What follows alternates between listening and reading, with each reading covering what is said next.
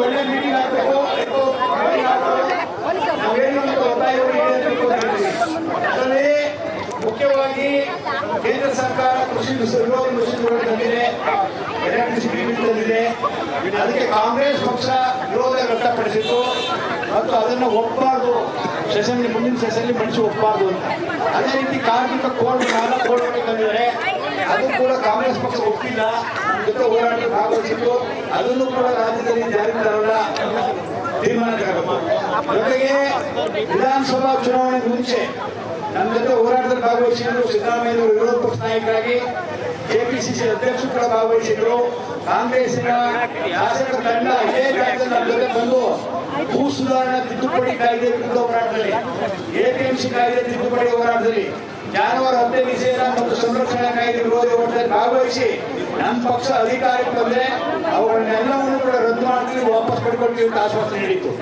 ಬರೀ ಆಶ್ವಾಸನೆ ಇಲ್ಲ, ಪ್ರಣಾಳಿಕೆಯನ್ನು ಕೂಡ ಕೃಷಿ ವಿರೋಧಿ ಮಸೂದೆಗಳನ್ನ ನಾವು ವಾಪಸ್ ಪಡ್ಕೊತೀವಿ ಅಂತ ಹೇಳಿದ್ರು. ಅದನ್ನ ಮಾತಿನಂತೆ ವಾಪಸ್ ಪಡಿಬೇಕು ಅನ್ನೋದು ಕೂಡ ನಮ್ಮ ಒತ್ತಾಯದಲ್ಲಿದೆ. ಜೊತೆಗೆ ಕೃಷಿ ಬೆಲೆ ಆಯೋಗವನ್ನ ಒಂದು ಶಾಶ್ವತ ಆಯೋಗ ಮಾಡಬೇಕು, ಅದಕ್ಕೆ ಶಾಸನಾತ್ಮಕ ಅಧಿಕಾರ ಕೊಡಬೇಕು ಅಂತೇಳಿ ಕಾರ್ಮಿಕರ ಪಾಡು ಹೇಳಂತಿರಲಾಗಿದೆ.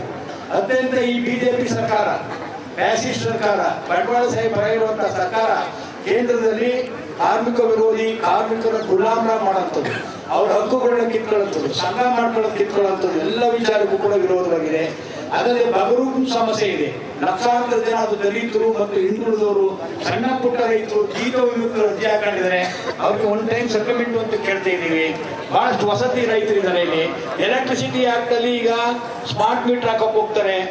ಕೇಂದ್ರದ ನೀತಿಯನ್ನು ಒಪ್ಕೊಳ್ತಾ ಇದ್ದಾರೆ, ಅದು ರಾಜ್ಯದಲ್ಲಿ ಜಾರಿ ತರಬೇಕು ಅಂತಿದೆ. ಹಲವಾರು ವಿಚಾರಗಳಿದ್ದಾವೆ, ಹಲವಾರು ಬಲವಂತವಾದಂಥ ಭೂ ಸ್ವಾಧೀನ, ಮುಖ್ಯವಾಗಿ ಇಲ್ಲಿ ಎಲ್ಲ ಮಹಿಳೆಯರು ಎಲ್ಲ ಭೂ ಸ್ವಾಧೀನ ವಿರೋಧಿ ಹೋರಾಟಗಾರರು. ಒಂದು ಬಿಡದಿ ಹತ್ರ ಆಗ್ತಾ ಇದೆ 9,600 ಎಕರೆ, ಮತ್ತೊಂದು ಕಡೆ ಆನೇಕಲ್ ತಾಲೂಕು ಸರ್ಜಾಪುರ ಹೋಬಳಿಯಲ್ಲಿ 2,500 ಎಕರೆ ಭೂಮಿ ಸ್ವಾಧೀನ ಆಗ್ತಾ ಇದೆ.